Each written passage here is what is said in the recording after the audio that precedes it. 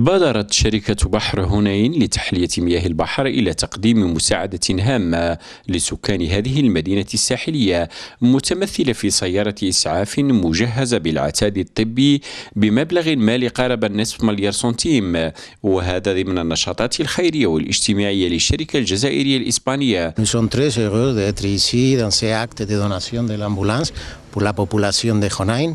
C'est très important pour nous comme société d'être proche à la population de Honain à travers de ces autorités.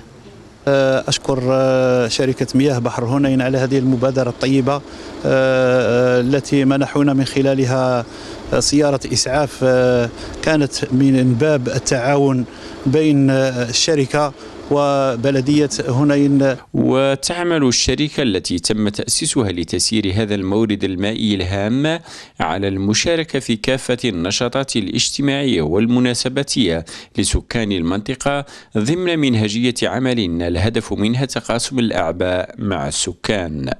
يعني كاين اعمال اخرى يعني من غير الجانب الاقتصادي البحت، يعني كاين مشاريع يعني راح نقوم بها يعني ونقدمها يعني بوتيره يعني اللي تسمح لنا يعني نقدم اكثر ان شاء الله في المستقبل.